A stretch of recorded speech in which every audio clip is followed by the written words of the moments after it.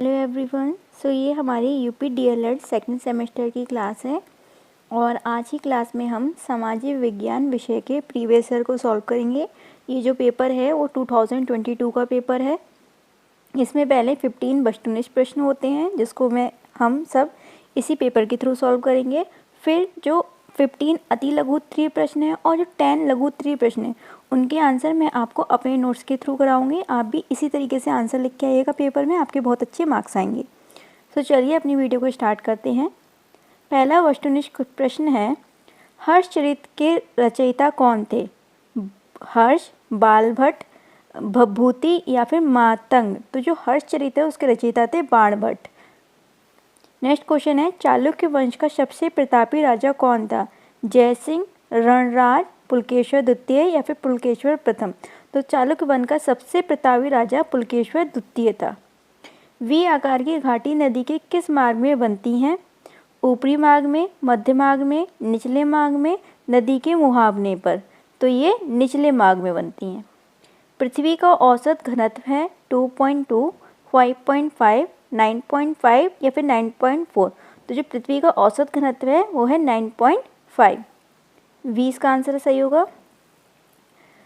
भृगु का निर्माण कहाँ होता है? पहाड़ी भागों में, समूह के किनारे, हिमानी क्षेत्र में या फिर मरुस्थल में? तो जो भृगु होता है उसका निर्माण होता है समूह के किनारे। बी ऑप्शन सही होगा इसका। प्रारूप समिति के अध्यक्ष थे डॉक्टर भीमराव अंबेडकर, डॉक्टर राजेंद्र प्रसाद, महात्मा गांधी या फिर जवाहरलाल नेहरू? सो जो प्रारूप समिति थी उसके अध्यक्ष थे डॉक्टर भीमराव अंबेडकर। ज्वालामुखी उद्गार से प्राप्त तरल पदार्थ का भूतल पर नाम है? सियाल, सीमा, निफा या फिर लावा? तो उसे जो ज्वालामुखी के द्वारा बाहर निकलता है, जो अब जब तक वो ज्वालामुखी के अंदर होता है उसे हम मैग्मा कहते हैं। अब जैसे ही मैग्मा पृथ्वी के तल पे रहता है तो उसे हम लावा कहने लगते हैं। सापेक्ष आर्द्रता मापी जाती है? हाइड्रोमीटर, हाइग्रोमीटर, बैरोमीटर या फिर एनीमोमीटर? तो सापेक्ष आर्द्रता हाइग्रोमीटर के द्वारा नापी जाती है। बी वाला ऑप्शन इसका सही होगा। सर्वाधिक लवणता वाला सागर है? कैस्पियन सागर, लाल सागर, मृत सागर या फिर भूमध्य सागर? तो सर्वाधिक लवणता वाला सागर का नाम है भूमध्य सागर, मृत सागर। तो सा ऑप्शन इसका एकदम सही होगा। धन्वंतरी किस काल के वैद्य थे? मौर्य काल, गुप्त काल, महाजनपद काल या फिर राजपूत काल? तो जो धन्वंतरी थे वो गुप्त काल के वैद्य थे। अलाउद्दीन खिलजी ने कितने वर्ष शासन किया? 10 वर्ष, 15 वर्ष, 20 वर्ष या फिर 5 वर्ष? तो अलाउद्दीन खिलजी ने भारत पर 20 वर्ष शासन किया। मत विलास प्रहसन नामक पुस्तक के लेखक हैं? तो इस पुस्तक को महेंद्र वर्मा द्वारा लिखा गया था। जौहर प्रथा का प्रचलन था मौर्य काल, गुप्त काल, महाजनपद काल या फिर राजपूत काल में? तो जो जौहर प्रथा थी वो राजपूत काल में प्रचलन में आई थी। तो ऑप्शन नंबर द इसका ठीक होगा। जब बजट किसमें आय व व्यय बराबर होती है? जीरो आधारित बजट, संतुलित बजट, आधे का घाटे का बजट या फिर बचत का बजट? यहाँ पे आय और व्यय दोनों समान हो रही है, ना तो बचत हो रही है ना ही कोई घाटा हो रहा है। तो वो कैसा बजट है? एक संतुलित बजट है, जितना कमाया उतना उड़ा दिया। भारतीय कृषि में निम्न उत्पादन का क्या कारण है? पिछली तकनीकी, जोत का छोटा आकार, साख का प्रभाव या फिर सभी? तो ये सभी कारण हैं जिसकी वजह से भारत में जो कृषि उत्पादन होता है वो कम होता है। सो यहाँ पे हमारे 15 बहुविकल्पीय प्रश्न कंप्लीट होते हैं। अब इसके बाद हमारे 15 अति लघु उत्तरीय प्रश्न आएंगे। ये जो अति लघु उत्तरीय प्रश्न है उसका पर क्वेश्चन का जो मार्क्स होता है वो 1 नंबर का होता है। और उसके बाद 10 लघु उत्तरीय प्रश्न है और उसके जो पर क्वेश्चन का मार्क्स होता है वो 2 नंबर का होता है। तो चलिए मैं आपको अपने नोट्स के थ्रू सबसे पहले अति लघु उत्तरीय प्रश्नों को कवर कराती हूँ। पहला क्वेश्चन है, डेल्टा किसे कहते हैं? नदी के मुहाने पर बनने वाली त्रिभुजाकार आकृति को, कैसी है? त्रिभुजाकार। कहाँ पे बनी है? मुहावने पर। त्रिभुजाकार भू आकृति को डेल्टा कहते हैं। ये नदी द्वारा लाए गए तलछट के जमाव से बनता है।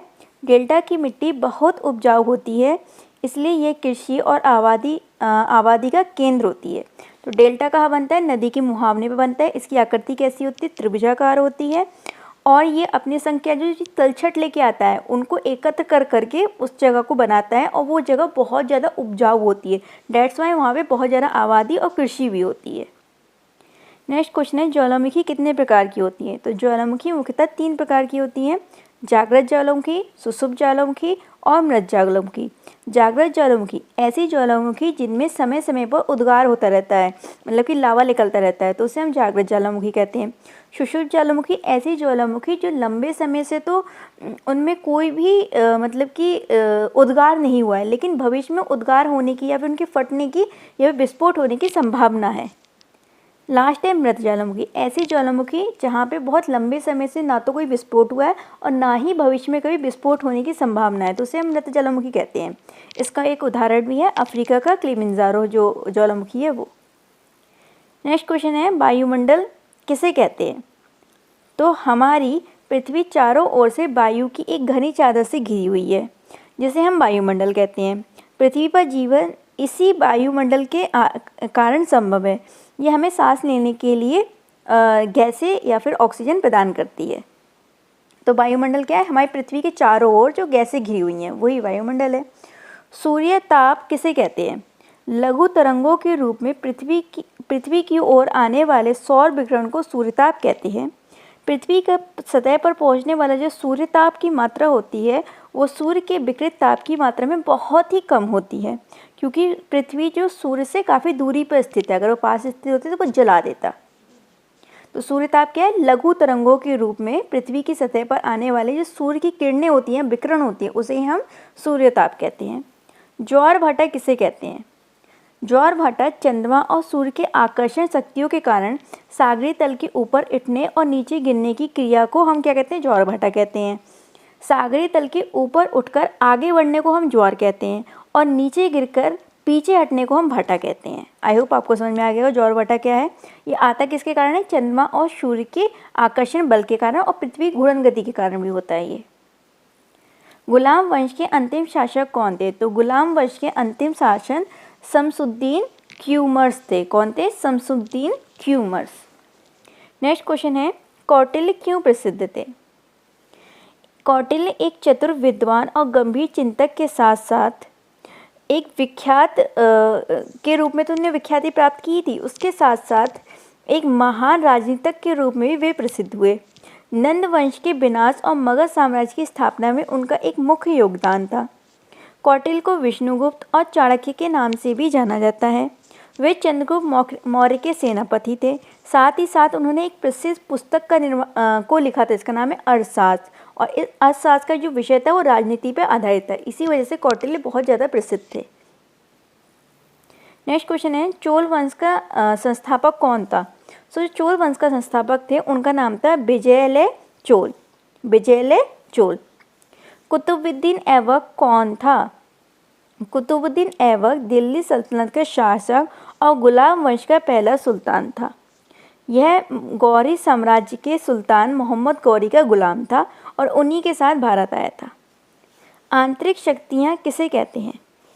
आंतरिक शक्तियाँ पृथ्वी के अंदर से आने वाली उन शक्तियों को कहते हैं जो पृथ्वी के भूपटल को आकार देने में महत्वपूर्ण भूमिका निभाती हैं, जैसे कि भूकंप, ज्वालामुखी और पर्वत। तो ये क्या होती हैं? पृथ्वी के अंदर से आने वाली शक्तियाँ होती हैं जो पृथ्वी के भू आकार को निर्माण देती हैं, भूपटल को आकार देती हैं। भक्ति आंदोलन की उत्पत्ति के 2 कारण लिखिए। तो भक्ति आंदोलन की उत्पत्ति के कारण निम्न प्रकार हैं। पहला है ज्ञान मार्ग की जटिलता। शंकराचार्य के ज्ञान मार्ग और अद्वैतवाद अब जनसाधारण जनता के लिए बोधगम्य नहीं रह गया था। मतलब कि जो शंकराचार्य ने जो ज्ञान का मार्ग दिया था वो अब जनता को समझ में नहीं आ रहा था, तो ज्ञान मार्ग में जटिलता थी। सूफी संतों का प्रभाव। सूफी संतों की उदार और सहिष्णुता की भावना तथा एकीश्वरवाद में उनकी प्रबल निष्ठा ने हिंदुओं को प्रभावित किया। अब क्या है, हिंदू भी अपने धर्म में सुधार करना चाहते थे, जिसके लिए उन्होंने भक्ति आंदोलन का प्रारंभ किया। नेक्स्ट क्वेश्चन है, हरित क्रांति का अर्थ बताइए। हरित क्रांति का अर्थ है कृषि उत्पाद में तेजी से बढ़ोतरी करना। भारत में 1960 के दशक में कृषि में सुधार लाने के लिए हरित क्रांति की योजना को प्रारंभ किया गया था। इसका मुख्य उद्देश्य देश के खाद्यान्नों को बढ़ाना था ताकि खाद्यान्नों की कमी को दूर किया जा सके और देश को आत्मनिर्भर बनाया जा सके और उसकी आर्थिक स्थिति को सुधारा जा सके। तो हरित क्रांति का संबंध किससे है? कृषि के उत्पाद में वृद्धि करने से। नेक्स्ट क्वेश्चन है, अपरदन किसे कहते हैं? तो अपरदन एक प्राकृतिक प्रक्रिया है जिसमें जल, वायु या ग्लेशियर द्वारा मृदा, चट्टानों या अन्य सतह सामग्री का क्षरण व हटाव होता है। इसमें भूमि का स्तर क्या होता है? घट जाता है। नेक्स्ट क्वेश्चन है, आग्नेय शैल किसे कहते हैं? यह वह शैल होती हैं जो पृथ्वी के सतह के भीतर या ऊपर मैग्मा के ठंडे होने के कारण बनती है। मैग्मा क्या होता है? ज्वालामुखी से जो निकलता है, पृथ्वी की सतह पे आकर मैग्मा ही लावा कहलाता है, जैसे कि बेसाल्ट और ग्रेनाइट। आग्नेय चट्टानों का निर्माण ज्वालामुखी क्रिया द्वारा होता है। इसमें मैग्मा या तो पृथ्वी की सतह के नीचे या फिर पृथ्वी की सतह के ऊपर जम जाता है, तो इसे हम आग्नेय चट्टान कहते हैं। इनके उदाहरण है बेसाल्ट और ग्रेनाइट। नेक्स्ट क्वेश्चन है, संविधान किसे कहते हैं? तो देखिए, संविधान 2 शब्दों से मिलकर बना है, सम प्लस विधान। सम का अर्थ है समान, विधान का मतलब है कानून, अर्थात सभी के लिए समान कानून। तो संविधान एक वैधानिक दस्तावेज है जिसके आधार पर किसी देश की राज्य व्यवस्था का संचालन किया जाता है। यह लिखित और अलिखित दोनों हो सकता है। भारतीय संविधान एक लिखित संविधान है और ये देश का सबसे बड़ा लिखित संविधान है। यहाँ पे हमारे अति लघु उत्तरीय प्रश्न कंप्लीट होते हैं। अब हम लघु उत्तरीय प्रश्न देखते हैं। पहला लघु उत्तरीय प्रश्न है, मेगास्थनीज का भारत वर्णन लिखिए। तो मेगास्थनीज एक यूनानी राजदूत था जो चंद्रगुप्त मौर्य के शासनकाल में भारत आए थे। इन्होंने इंडिका नामक पुस्तक लिखी थी जिसमें उन्होंने भारत का वर्णन किया था। मेगास्थनीज ने लिखा था कि मेगास्थनीज की पुस्तक जो थी वो 4 भागों में विभाजित थी, जिसमें उन्होंने आर्थिक, सामाजिक और राजनीतिक और धार्मिक स्थिति का वर्णन किया था। मेगास्थनीज ने पाटलिपुत्र को मगध का सबसे बड़ा और समृद्ध शहर बताया था या फिर राज्य बताया था। चंद्रगुप्त के पास एक विशाल सेना थी जिसको नगद वेतन मिलता था, ऐसा उन्होंने अपनी बुक में लिखा है। इन्होंने बताया कि भारत में कई जाति व धर्म थे और यहाँ का कृषि और व्यवसाय भी समृद्ध था। मेगास्थनीज द्वारा वर्णित ये सभी टिप्पणियाँ भारतीय इतिहास के बारे में महत्वपूर्ण जानकारी प्रदान करती हैं। हालांकि इनकी जो पुस्तक की मूल प्रति थी वो अब खो गई है, मतलब खो गई थी पहले ही। नेक्स्ट क्वेश्चन है, राजपूत कालीन सामाजिक दशा का वर्णन कीजिए। राजपूत कालीन समाज में जाति व्यवस्था का प्रचलन था। समाज ब्राह्मण, वैश्य, क्षत्रिय और शूद्र जैसे 4 वर्गों में विभाजित था। राजपूतों की युद्ध और प्रशासन में एक महत्वपूर्ण रुचि थी। यह महिलाओं की स्थिति में सुधार था, लेकिन केवल और केवल बड़े राजघरानों की महिलाओं की, उन्हीं को केवल सम्मान व अधिकार दोनों की प्राप्ति थी। नीचे वाली राजघरानों की जो भी महिलाएं थी उनको ज़्यादा स्थिति सुधार नहीं था। समाज में सती प्रथा, बाल विवाह, अग्निकुंड और जौहर जैसी जो भी कुप्रथाएं थी उनका प्रचलन था। कला और संस्कृति का विकास हुआ था। जो राजपूत समाज था वो पितृसत्तात्मक था। अब पितृसत्तात्मक है तो यहाँ पे महिलाओं की स्थिति अपने आप ही सोचनी हो जाएगी। फ्लोचार्ट बनाया हुआ है यहाँ पे मैंने, राजपूत कालीन सामाजिक दशा। पहली बात, पितृसत्तात्मक समाज है।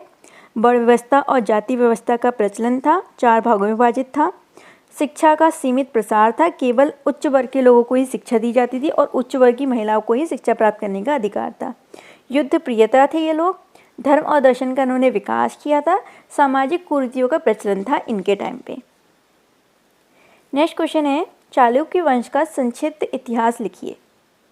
चालुक्य वंश का इतिहास 6वीं सदी से लेकर 12वीं सदी तक फैला हुआ। प्रारंभ में ये वंश दक्षिणात्य क्षेत्रों में स्थापित हुआ, जिसका मुख्य शासक पुलकेश्वर था। जिसने चालुक्य समाज के विस्तारित किया।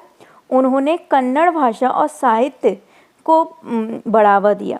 चालुक्य साम्राज्य में वास्तुकला में भी योगदान दिया, जैसे कि उन्होंने ऐतिहासिक मंदिरों का निर्माण करवाया। इस वंश का पतन 12वीं शताब्दी में हो गया। जब इसे चालुक्य प्रतिहार वंश व अन्य शक्तियों ने चुनौती दी। तो चालुक्य वंश में आप कैसे लिखेंगे? इसका जो प्रारंभ हुआ था वो 6वीं सदी से लेके 12वीं सदी तक था। इसका जो विकास हुआ था वो भारत के दक्षिणी भाग में ज़्यादातर हुआ था और विकास करने में सबसे ज़्यादा महत्वपूर्ण भूमिका किसने दिखाई थी? पुलकेशवर ने, इसके प्रथम शासक थे। इन्होंने इसके साम्राज्य को बढ़ाया था। इन्होंने कन्नड़ भाषा के साहित्य पर विशेष फोकस किया था।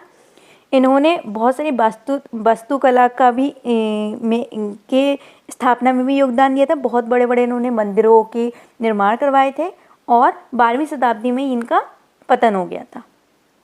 नेक्स्ट क्वेश्चन है, पृथ्वी की आंतरिक संरचना का वर्णन कीजिए। तो पृथ्वी की आंतरिक संरचना मुख्यतः 3 परतों में विभाजित है, क्रस्ट, मेंटल, कोर। क्रस्ट क्या होता है? ये पृथ्वी की सबसे ऊपरी परत होती है जिसपे महाद्वीप और महासागर स्थित होते हैं।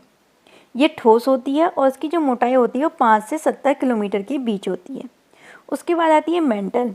ये क्रस्ट के नीचे स्थित होती है। ये मुख्यतः सिलिकेट की बनी होती है। इसकी जो ऊपरी परत होती है वो लगभग तरल होती है जिसमें प्लेट टेक्टोनिक की गतिविधियाँ होती हैं। इसकी मोटाई 2900 किलोमीटर होती है। नेक्स्ट है कोर। ये पृथ्वी का आंतरिक केंद्र होता है। यह मुख्यतः निकेल और लोहे का बना होता है। ये 2 भागों में विभाजित होता है। पहला तो होता है भारी कोर जो कि तरल होता है, और जो आंतरिक कोर होता है वो कैसा होता है? ठोस होता है। तो पृथ्वी की कितनी सतह हैं? क्रस्ट, मेंटल और कोर। आई होप आपको तीनों ही समझ में आ गई होंगी। नेक्स्ट क्वेश्चन है, चंद्र ग्रहण एवं सूर्य ग्रहण में अंतर स्पष्ट कीजिए। तो आपको किसी भी चीज़ में अंतर लिखने को आए तो आप इसी तरीके से लिख के आइएगा। एक तरफ चंद्रग्रहण लिख लीजिएगा, दूसरी तरफ सूर्य ग्रहण, और उसके जो अंतर के आधार हैं वो मैंने इस साइड में लिख रखे हैं। पहला है अंतर का आधार है, पहला घटनाएं। जब क्या होता है कि जो चंद्रमा होता है, चंद्रमा और सूर्य के बीच में पृथ्वी आ जाती है तो चंद्र ग्रहण की घटना होती है, क्योंकि इस कारण जो सूर्य का प्रकाश होता है वो चंद्रमा तक नहीं पहुंच पाता। अब सूर्य ग्रहण में क्या होता है कि जब पृथ्वी और सूर्य के बीच में चंद्रमा आ जाता है तो सूर्य का प्रकाश पृथ्वी तक नहीं पहुंच पाता, जिस कारण सूर्य ग्रहण की घटना होती है। दृश्यता, चंद्र ग्रहण को रात के समय देखा जा सकता है, लेकिन जो सूर्य ग्रहण होता है उसे दिन के समय देखा जा सकता है। सुरक्षा की बात की जाए तो चंद्र ग्रहण को हम अपनी आंखों द्वारा देख सकते हैं, हमारी आंखों को कोई भी नुकसान नहीं हुआ, लेकिन सूर्य ग्रहण को देखने के लिए हमें चश्मे की जरूरत होती है, धूप वाले चश्मे की। अगर हम अपनी आंखों से बिना नंगी आंखों से सूर्य ग्रहण को देखेंगे तो हमारी आंखों को नुकसान होगा। घटनाओं का समय, जो चंद्र ग्रहण होता है वो पूर्णिमा को होता है, जबकि जो सूर्य ग्रहण होता है वो अमावस्या की रात को होता है, अमावस्या के दिन को होता है। नेक्स्ट क्वेश्चन है, भारतीय कृषि की विशेषताएं एवं महत्व लिखिए। तो सबसे पहले हम हेडिंग डालेंगे भारतीय कृषि की विशेषताएं। सबसे पहली है विविधता। देखिए, भारत में अलग अलग प्रकार की जलवायु और विभिन्न विभिन्न प्रकार की मिट्टी पाई जाती है, इसी कारण इसकी कृषि में भी विविधता पाई जाती है। मौसम चक्र, भारत की जो कृषि होती है वो मुख्यतः मानसून पर ही आधारित होती है, इसलिए क्या होता है जो फसलों को जो लगाया जाता है वो मानसून के अकॉर्डिंग ही लगाया जाता है। नेक्स्ट क्वेश्चन है पारंपरिक विधियाँ। कृषि में पारंपरिक ज्ञान और स्थानीय तकनीकों का प्रयोग किया जाता है, जैसे कि जैविक खादें। नेक्स्ट है छोटे खेत। जो भारत में जो अधिकांश किसान हैं उनके पास मध्यम या फिर छोटी आकृति के खेत हैं, ठीक है, उन्हीं पे वो लोग कृषि करते हैं। अब भारतीय कृषि का महत्व क्या क्या है? सबसे पहला तो ये है आर्थिक आधार। जो भारतीय जो कृषि है वो भारतीय अर्थव्यवस्था की रीढ़ की हड्डी कही जाती है, क्योंकि मोस्टली लोग जो डिपेंडेंट हैं वो इस कृषि पे ही है। नेक्स्ट है रोजगार। जो कृषि होती है भारतीय जनसंख्या के 58%, देख रहे हैं आप कितना बड़ा परसेंटेज है ये, 58% लोगों को रोजगार देती है। निर्यात, कृषि में बहुत से उत्पाद जैसे कि चाय, मसाले, फलों आदि का निर्यात दूसरे देशों में किया जाता है, जिसके द्वारा हमें क्या मिलती है? विदेशी मुद्रा भी मिलती है।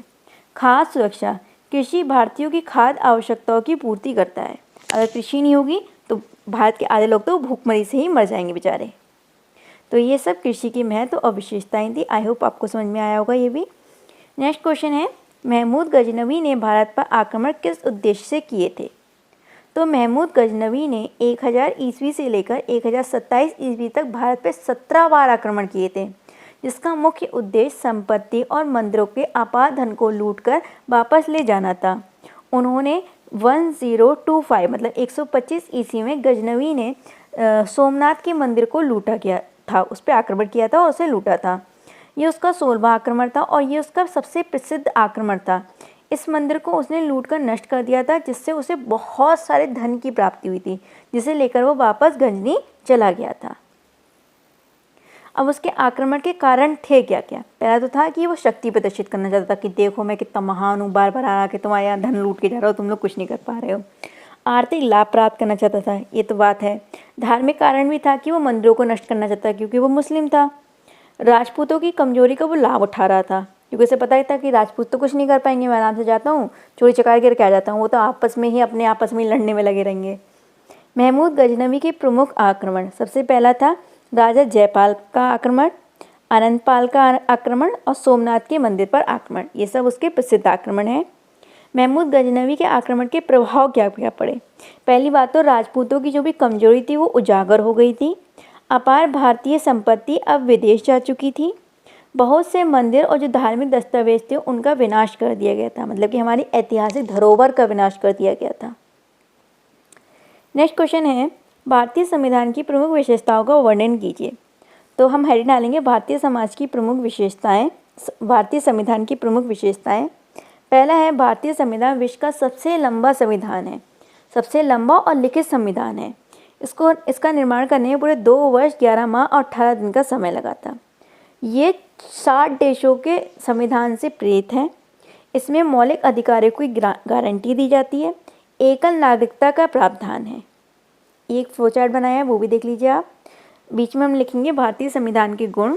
राज्य के नीति निर्देशक तत्वों की व्याख्या की गई है। संविधान के भाग 4 में आपातकालीन प्रबंध किया गया है। लचीलेपन और कठोरता का समन्वय है। धर्मनिरपेक्ष राज्य की स्थापना करता है। लोकतांत्रिक गुण है। मौलिक कर्तव्यों का उल्लेख है। और यहाँ पे जो न्यायपालिका है वो कैसी है? स्वतंत्र है। नेक्स्ट क्वेश्चन है, चोल प्रशासन की प्रमुख विशेषताओं का उल्लेख कीजिए। तो चोल प्रशासन की जो प्रमुख विशेषताएं हैं वो निम्न प्रकार हैं। सबसे पहला था स्थानीय प्रशासन। चोल वंश में स्थानीय निकायों जैसी ग्राम सभाओं को अपना स्थानीय प्रशासन करने का अधिकार था, जिससे स्थानीय लोग प्रशासन में सक्रिय भागीदार रहते थे। नेक्स्ट है केंद्रीय प्रशासन। स्थानीय प्रशासन के ऊपर एक मजबूत केंद्रीय प्रशासन था।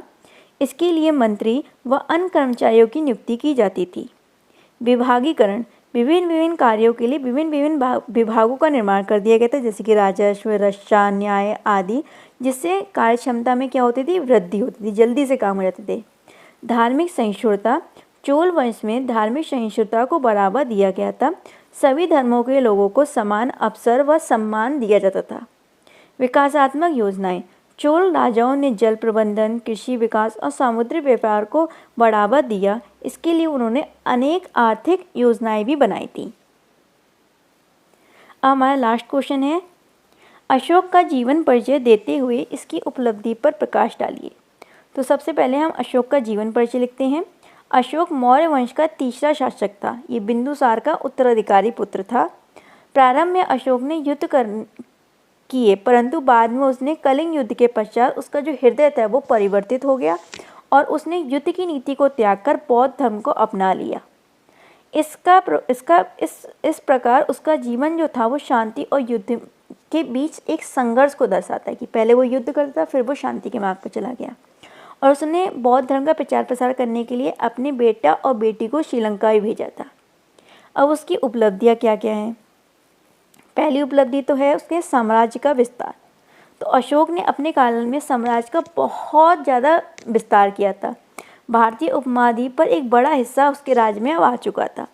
धर्म और अहिंसा, कलिंग युद्ध के पश्चात अशोक ने बौद्ध धर्म अपना लिया और जिसका प्रचार प्रसार करने के लिए उसने अपने पुत्र पुत्री को श्रीलंका भेजा था, मैंने आपको बताया था।